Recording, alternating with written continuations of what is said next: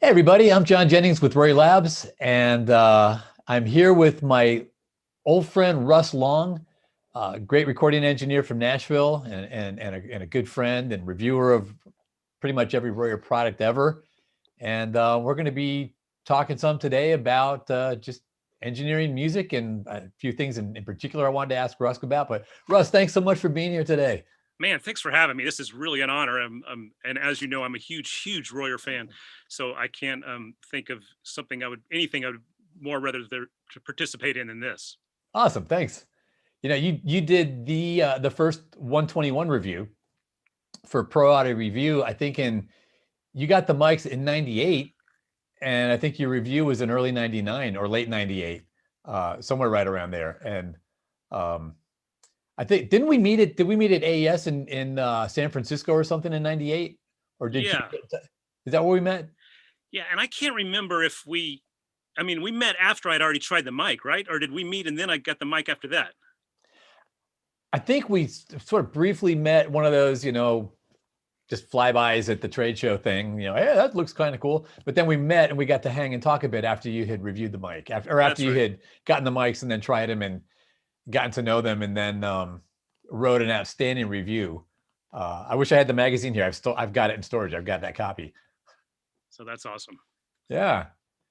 So you've done a lot of different work in Nashville, and you had your studio was the White House for years. I think you had a partner in that studio, and you guys did a lot of different groups. I wrote some down just so I wouldn't forget, but like you did some Wilco records and Reliant K and Allison Moorer and Dolly Parton and I mean a lot of Yeah, different groups.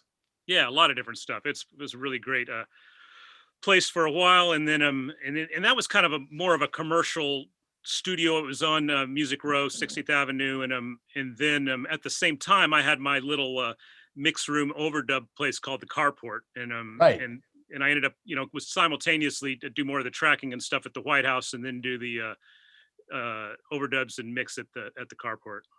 Cool. Like how long ago did you start that? I mean, was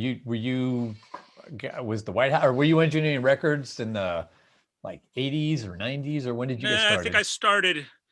I started doing independent stuff, and mostly, was engineering full time in '89. I guess was when I first. I was full time at that point. I graduated from college in '88, and December of '88, and then I never had a real job. I went straight to engineering, and which basically means you work a lot harder than a real job and get paid a whole lot less.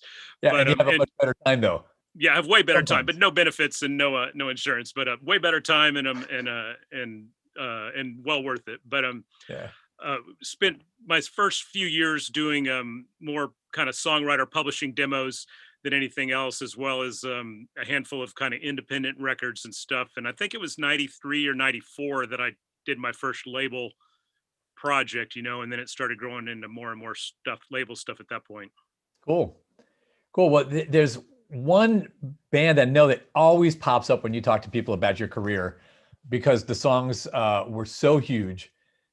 You just couldn't, you heard them everywhere. Um, so one day I'm in my office at Royer. We're a very new company. And I get this CD in the mail and this note. This is the note. I mean, I kept this because, John, this is one of the first things I used the R121 on. All of the electric guitars and the cello are Royer R121. Enjoy, Russ. And I think this was like right after you did the review of the mics, and you had this band in there that you were working with. So you sent me two mixes of the same song, and I put it on, and I was like, "Oh my god, this is going to be huge!" And it was Sixpence None the Richer. There she goes again, Right. and I was like, "Wow, what a great sound!" And it was literally the first time I had heard 121s used on kind of like pop rock guitars. And I mean, what did you have? Like boxes in there or something? So, Yeah, AC30 I think was the bulk of the guitar stuff that chimey in a 12 string guitar for a lot of it, um and uh and yeah, the 121 was just the perfect mic for picking up the top end of the guitar but not sounding, and sometimes an AC30 can sound a little harsh or brittle if you don't capture it just right, and the 121 just perfectly captured it to where, full and rich and a nice top, but not a harsh top. And it, it was just beautiful. And I remember everybody in the being real moved by it. That Matt Slocum, the guitar player, was just over the top and how it sounded. And Matt's also the guy who played cello too. Oh And, wow, um, and was I know really that. excited, about how the mic sounded. Cool, because those were the really early days, and I was a guitarist who did a lot of recording in the '80s and early part of the '90s, and I remember standing in front of my amp and loving it, and then going into the control room could often be disappointing because of how much more brittle it would sound, or you miss so much of the mids and the lows. So in the early days with the 121, it was really fun to stick that up on cabinets and have guitarists really hear, Yeah. their amp coming back at them and the control room, like the full experience, the full range of the of, Right. Feeling the same way of they felt when they were standing in front of their amp. And yeah. I was already a ribbon mic fan at the point I got to try the 121, but all I had was a pair of 4038s. And I had read both Bruce Swedien, who I know is a had been a good friend of yours before his passing last year, and had read about him using ribbon mics on Michael Jackson records, and Steve Albini, who I was a big fan of. I talked about getting guitar sounds on Nirvana records and stuff with the Coles ribbon mic, and so I was all about it. But the Coles was so limited in, I mean, you couldn't put it very close to the cabinet. You kind of had to put it off axis and put it back pretty far, because it was always, this is the mic I want to use, but it was really hard to make it get a good sound and not either distort or lose the character because you're so far away from the amp or whatever. And I remember being scared about the Royer the first time I tried it, and you were like, no man, this thing you just use it like a mic, you want to put it where you want to put it.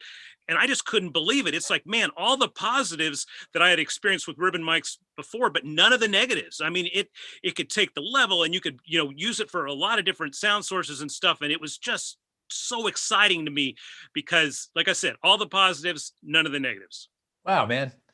Appreciate that, because that's how I felt too. I remember even knowing what it could take, even knowing from some people like you could push it on a Marshall, and open the Marshall up. The first time I saw it on a deluxe turned up to about 3 and about this close, I was like, and it was just like a primal reaction. You don't do that with ribbons, but I know this ribbon can take it. It's designed to take it. I've seen the whole process.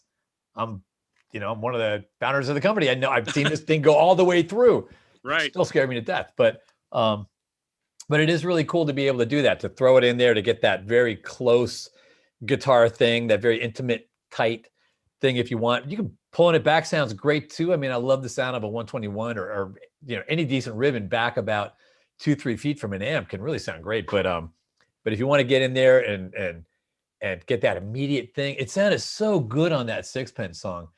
But one of the things I really wanted to ask you about, just concerning ribbons, was that vocal. I mean, that vocal is gorgeous on There She Goes Again, and also on Kiss Me, which was like a gigantic worldwide hit. Could you tell us a bit about what you did to get that vocal and why Yeah, you did it? yeah, which that was always surprising to people as well. But that was a time when I was so just so people know, the record that had it's the same Sixpence record that has Kiss Me and There She Goes on it, but There She Goes was added later. So I mean, if I had the 121 when I had done the whole record, it would have been all over the entire record because I just fell in love with the mic, first time I used it. But the record was already done, and then they decided that There She Goes was going to be the next single. So we it got added to the record, and so there's a 500,000 of the records floating around without There She Goes on it, and another Yeah. 1.2 million with the There She Goes on it. But I had used the 4038, the Coles on the vocal, and it I had used it on a couple of records before that, so the producer was all about trying it and everything, and we shot out a couple of different mics just to make sure it was the right one. And the interesting thing about, I think, ribbons in general, I mean, this is true of the 4038 and also true of the Royer stuff, is that there's some mics that have this great top end, but you don't really have a lot of flexibility in adding or taking away the top, because you start to get some kind of, I mean, it's usually a condenser mic or something, and they don't necessarily take EQ that well. If you're in the right spot, then great. But if not, you start to get some weird phase artifacts and stuff when you start to apply EQ. Yes. But ribbon mics, you can EQ the snot out of them and they still sound natural and smooth. And I took the 4038 and I put a high shelf, and I know we were talking about this the other day, and I don't remember exactly where it started at. I think it was 2.8 or 3.2 or somewhere around there, but basically shelved everything up above that with the GML EQ, and had done a low shelf and shelved everything below 5 or 600. And I know I was using a John Hardy M1 mic pre, and went through the CL1B Tube Tech compressor, and that was the vocal sound, and it was a 4038. And even though it's got this pristine top end, I remember when both Tom Lord Alge, who mixed There She Goes, and Bob Clearmountain had mixed one of the versions of Kiss Me, and they were both just couldn't believe that it was a 4038 on the vocal. Yeah, it doesn't sound anything like it, because a 4038, it's a great ribbon mic. It has an extremely thin ribbon, so you have to be super careful with it. It's literally less than a quarter of the thickness of the ribbon in a 121. But it's a great mic. That's the sound of Ringo Starr, on the Beatles records, a couple of them overheads, and like you said, Steve Albini was using them on Nirvana, and sending them out to be re-ribboned left and right. But what a great sound!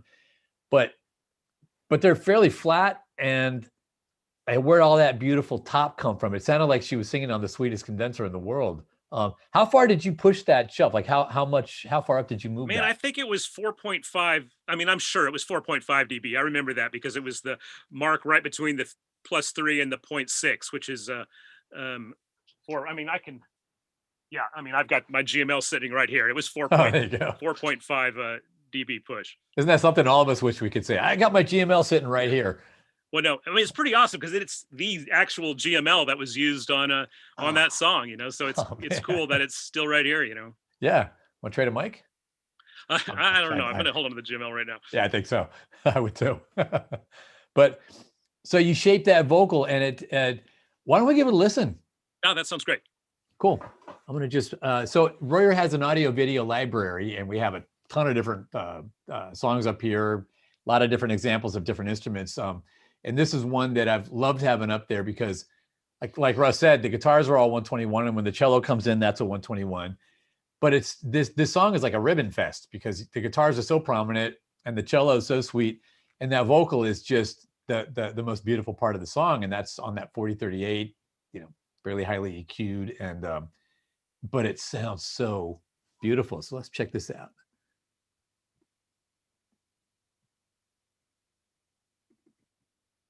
This is in our library here now. So we'll listen to about a minute segment of this.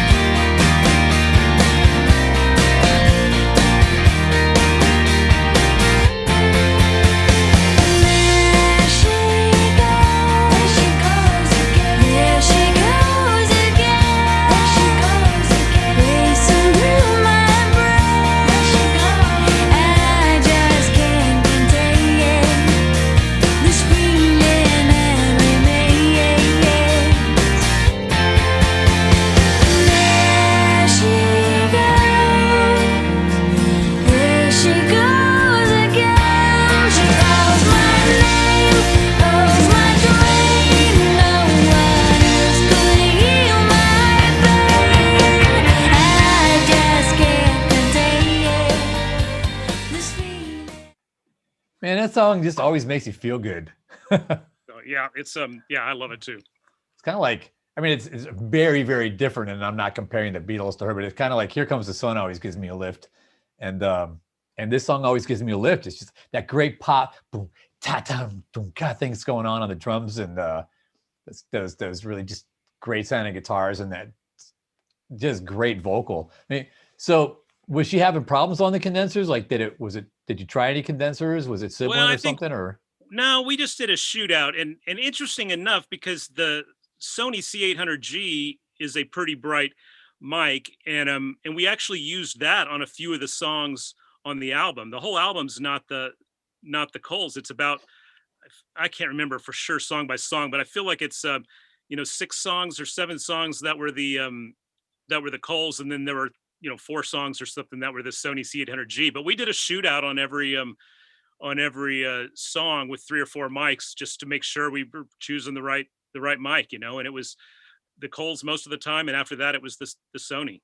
Gotcha. And Nice. of course the Sony didn't require the same EQ. It was pretty it had that high end pristine to it already beforehand, but I mean the Sony's I think a $7,000 or $8,000 mic, so it's pretty awesome when I don't know what they cost now, but I think the Coles were around 1350 or something at the time, and when a $1,350 ribbon mic that's basically 1960s technology is beating an $8,000 tube mic, it's pretty awesome. Yeah, that's pretty awesome. With just a little bit of help from a friend, just a little bit of shaping. So this sounds like a sort of gratuitous question, but it's really not. I'm wondering, would you have used, if you'd had any, would you have used a 121 on that vocal? Could it have done the same thing that the Coles did, or would you use a 122, or was the Coles like a certain vibe and a ribbon that you just want to No, stick I with? don't. I mean, to tell you the truth, I don't know. Um, I can't remember. I believe that we did. I don't think we kept any of the scratch vocal, but we got our vocal sound and tracked as a band, and I was using um 121s on the guitar already. So I mean, I didn't have the option of using it on the On the vocal vocal, got if it. I recall correctly. But I mean, I've used 121s on vocals many times, and it's every bit as good as a Coles. I mean, I'm sure there would be times where the Coles might be better because of the certain vocalist, or the 121 might be better. And my favorite Royer that I've ever used on vocals is the V, the whatever, the 121 V, Oh, or the the two 122V. 122V. Yeah, sorry, Yeah, the that's tube, the which is tube. just unbelievable. Um, but yeah, at that point, I think, I mean, I was so excited about the guitars and the fact that there was no, that we never had any distortion on the guitars, which just with the 4038s, you always ended up with distortion. You always had to manipulate the placement to try to eliminate breaking the mic up and distorting the Yeah, ribbon. right. And I was just so excited that I didn't have to worry about that there was no question those mics were going on the guitars, and then we'll figure, whatever out on the vocal. But we got our guitar mics here. Awesome. Yeah. Actually, I remember you telling me that back then. You would have tried them out, and I wish you had too. I would have loved to have heard that vocal on a 121. But just, I mean, it's so telling that that's sung on a good ribbon, and you get that kind of a vibe. So for everybody checking this out, Russ and I were talking about the other song that he had recorded the same way that was huge, and that was "Kiss Me," which is just gigantic. And again, that vocal is just so sweet, and uh, and of course, you heard that on the radio constantly in the early 2000s. It's like every time you turn on the radio, 99, was it even 98? Was it 98 or 99 when that It song came was, out? it originally came out at the very, well, it started getting some indie play the end of 97, because the record came out in 97. Okay. So, which I remember because uh, I had, it was already starting to get some traction when I got married, and I got married in the fall of 97. And Bob Clearmountain remixed Kiss Me because they had gotten bigger distribution with the bigger label, and they thought it would be good to have somebody with a more prominent name remix the Huh. song. So the record had already been released. I mean, so it ended up being released 3 times. Originally, it was released with all my mixes, and then it got re-upgraded to have 3 of Bob Clearmountain's mixes, and then it got that "There She Goes" added to it, um, and released again with that, and that was a Tom Lord Alge mix on Mhm. "There She Goes." But I got to go out to California when Bob Clearmountain mixed it, and hang out in the studio, in which he was gracious to let me hang out and ask a bunch of questions about working Oh, with the that's Stones great. and working with all these on these great records, David Bowie and everything. But anyway, so that's kind of the story of it. But Yeah, there was a point in early 98 where I mean, I would be driving to different studios to work, and I would pop through radio stations and see how many different stations I could hear it playing on in the 10-minute drive it took me to get to whatever studio I was working at that day. And sometimes I would hear it on 3 or 4 different stations, and then that Yeah, I can following remember that too. I can remember flipping stations and there's Kiss Me, then there's Kiss Me, then there's Kiss Me. I Like, mean, it was insane. I mean, my wife and I went on a vacation to Europe that summer, and we heard it in we heard it in Nashville before we left. We heard it in England. We heard it in Germany. We heard it in Austria, and it was just crazy. I mean, we're on some tour boat in a river in Austria, and then on the little cruddy speaker and on the boat, the Kiss Me comes on, and it's like, what in the world? This and I mean, it was just insane. And at that point, home studios were not that common. So the fact that I had recorded the vocals in my studio, you know, the carport, which was a garage studio, I mean, I just couldn't believe. I mean, that was the big shocker to me. I would hear it in another country and think, I recorded that vocal in my garage. in your And, garage. and we're Yes. hearing it on the other side of the world, you know? Wow, man. I thought you did that in the White House, but you did that in the carport. You did that in the garage. Yeah, we did the tracks at the Wow. White House, but the vocal was recorded in the carport. So it it was just it was wild. And Kiss Me was a #1 song in 14 countries. There She Goes was real successful too, but it was not near as successful as Kiss Me. Yeah. I mean, Kiss Me was just gigantic. But There She Goes is just such a fun song. I mean, that's if I had to pick one to bop down the road to, that's the one. Yeah. But what so you and I were talking recently about Kiss Me and all the different countries it was released in. But then Japan, Right.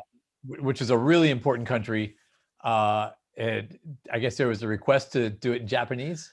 Yeah, I think the radio promoters in Japan decided it had better chance of success if it had some of the lyrics translated to Japanese. So they worked with the linguist coach in California and re-recorded a handful of the lines in Japanese. And funny, they wanted to match the vocal sound, so they had me put together notes about the mic I used and the outboard, you know, the preamp and the EQ and all that stuff and the settings on everything, which I had documented all that and I sent it out. But they saw Coles on there and they thought that I had documented the wrong thing, you know, thought it was a guitar or something like that. And they're like, no, we need the vocal. And I was like, no, that's the mic that was used on the vocal. And the engineer Must have in been like, California what? couldn't believe it. But You don't do that. but then he's like, okay, and they did it, and it was like it lined up perfectly. Yeah, you got that sound because it sounds like it's the same exact vocal sound and everything, but different language. You want to hear it? Right. Yeah, and she worked with the language coach, and she doesn't speak a word of Japanese, but she is such a great singer. She was able to nail all the enunciations perfectly, and when they went to Japan, I mean, everybody thought that I mean, they would just go up and ask her questions, the journalists and stuff in Japanese, assuming that because she sang so well in Japanese, they just assumed she speak Japanese, but of course she didn't Wow. speak a word. Wow. Think about all the work she had to put in. That really says something about the work ethic too, because to get things to sound that right, that someone would assume that you just know the language. Right. That speaks pretty well for her. Let's go check that out. Let's hang on. Sure. Here we go.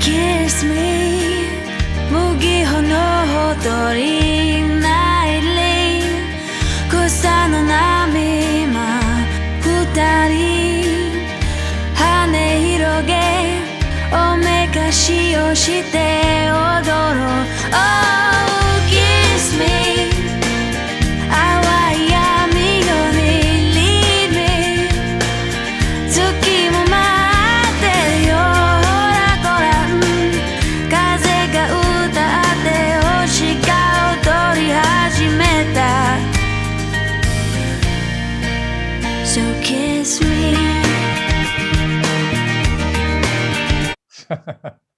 That's great. awesome, man. So Russ, did they keep any of her original vocal and then drop lines in? Well, that was my understanding. I mean, I wasn't there, but they told me they only re-sang the Japanese stuff. I mean, I think all the other stuff's the original stuff. Because it all just drops in, and that brings something to mind. Like one of the strengths of ribbons is their consistency. Ribbons are so consistent, the well-built ones. And with condenser mics, if you get mics that have been around for 10 years or more, the capsules start to change up a little bit. And with condensers, you can also get some that really sound better. You can pick 10 mics of the same exact one, and you're going to find your couple that you like the most. And then maybe have that really nice one, and maybe have a couple that you're not as fond of. And part of that is the slight inconsistencies in the capsules, which are harder to really nail down perfectly. Kind of part of the fun of the mics. You're trying to find a great sounding mic. But with ribbons, just because of the way they're designed, it's much easier to get it to sound super consistent. So I'm sure that's not the same 4038. Oh yeah, definitely not. Yeah, and it still sounds like she's singing on the exact same mic. Okay, yeah. Here are the settings. Here's the gear to use. But you throw up a mic. I mean, a lot of times mics are just going to sound different. If you throw up a 47 or a 67 or something on this side of the country and then on the other side of the country, it could be very different sounding microphones. And even some modern build mics. Especially when they got those hand wound transformers and stuff. I mean, I know the rental companies and stuff will sometimes somebody wants to shoot out 3 different C12s or 3 different, 47s and they know they want a 47, but they want to make sure they pick the right 47 because they sound so different, those classic old mics that it's still a pretty big difference from one to the other, even though it's the exact same model. Yeah. Yeah, it's kind of amazing. So that recording just was so consistent. It just sounded like, and I've listened to the other recording. I listened to the US recording, and the vocal sounds just dead identical, except for she's singing in a different language. It's like she finished up the recording with you and then said, "Okay, now let's sing the next one." Right, and the other thing is, it's not like it was a month later. I mean, I believe it was 14, 15 months later. I mean, it was quite a bit after the fact. Man, she's a good singer. She's a great singer. Consistent. Yeah. I mean, to be that consistent and to work that hard on that vocal, that it sounds so natural and Japanese, and yeah, I mean, her voice sounds exactly the same. It's really, sort of a testament to her singing, and also to the gear and the methodology you use there, having a ribbon up, just so cool. So let's shift away from that for a minute. We've just got a few more minutes. I mean, this thing just like flew. But I mean, you've pretty well reviewed over the years everything we've ever made. Is there anything in particular that you kind of use as a standard when you're recording? Well, I feel like I almost got it's like you were releasing a new mic and you're not sure. I wonder how many of these we're going to sell. Well, you know what? We'll get Russ to review them because we know he's going to buy them after he reviews them. Yeah, right. He'll love them, and that's true. It's like how many times can I use a mic and say I can't live without this? It's like, well, every time Roy releases a mic, there's something else that I don't feel like I can live without. So, that's true. You've got everything we've ever made because everything you reviewed. It's crazy, but and I've ended up buying pretty much all of it. But it's but man, you guys make some great stuff.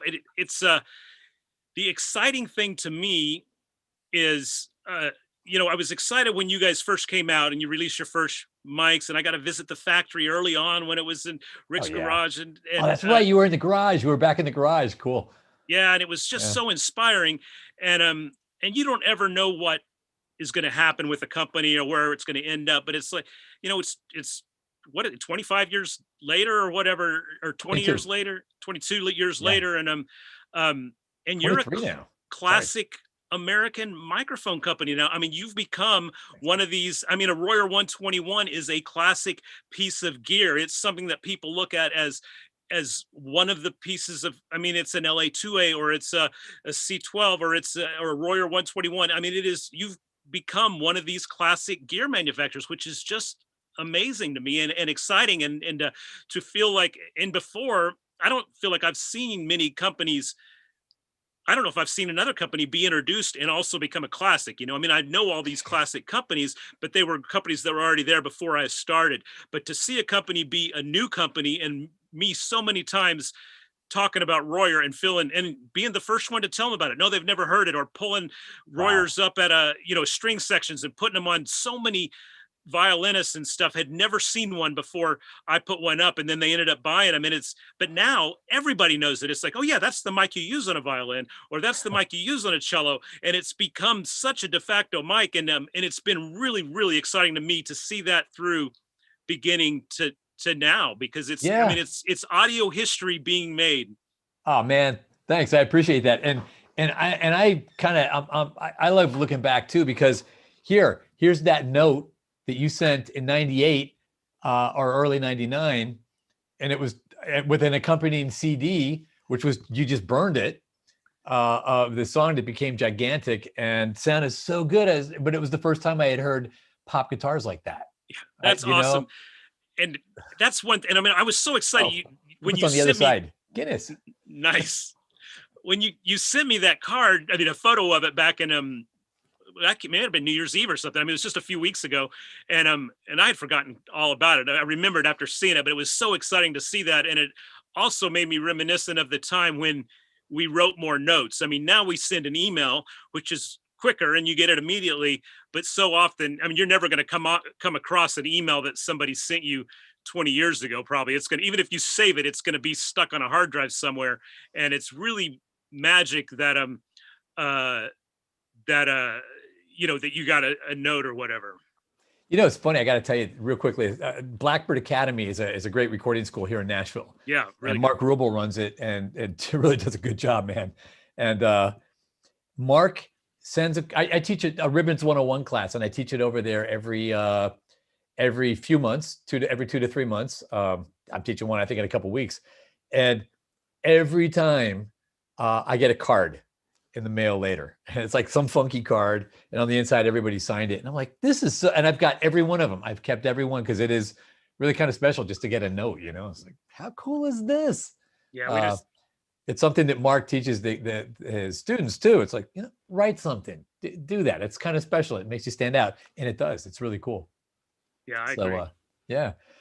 Well, Russ, man, I wish we had another half hour. I wish we could because I mean, we scratched some surfaces here, but man, thanks so much for joining us. It was so cool to have you here and talk about this. And anything else you want to say before we cruise? Well, no, I mean, just keep up the good work, of course, because I mean, no duds so far. That's pretty unbelievable. There's not another. I mean, there's truly not another company I know that's never had a dud product. I mean, even guys that make great stuff have still had a dud now and then, and you guys have never had a dud. Thanks, I appreciate that. I mean, it's funny. We did make one mic that we discontinued, the R101, which was a lower price, sort of like 121 version, but bigger and about that like this. But we could not get it we wanted to finally put a mic at $500 or under, because there's a lot of cheaper mics down there, but that's at a sort of an important market, and there were no good ribbons there, just nothing. So we made we discontinued the 101, cut it down a little bit, and made the 101. I mean, I'm sorry, the R10. And so, and cool thing about that mic is like it's a really good ribbon at $500, and it's great. You can take it on the road. Like Dave Grohl, this was the only mic on his guitar cabinet on the Foo Fighters last tour for like 2 years. Wow. And you can just stomp it and it hangs in there. But thanks for that. No duds. And we've got some more stuff coming down the road. But Russ, I'm looking forward to sending whatever we make to you to let you check it out. And thanks again. And also thanks for this great, really early story with that huge song and the way it was recorded. It's a real testament to how cool ribbons can be if you use them properly, and if you get experimental with them, and broaden your perspective a bit on what you could do with them, because that vocal just sounds amazing, and the guitars and the cello sound fantastic too. But everybody knows, you put a 121 on a cabinet and it sounds good, but putting a mic up on a vocal like that and then messing around with it and EQing, like you said, it takes EQ the way it does. That was kind of ballsy, and it ended up sounding so great. And what I hope anybody who's watching this takes from this is, experiment. That's where so much of the cool stuff comes from. Yeah, no doubt. So, well, Russ, thank you so much, my friend. And we'll get together sometime soon here in Nashville when, it's eased up a little bit and it's safe to get out there and grab a coffee or grab a brew. Sounds great. Good to see you, John. Good to see you too, Russ. Take care, man. Take care. You too. We can hang.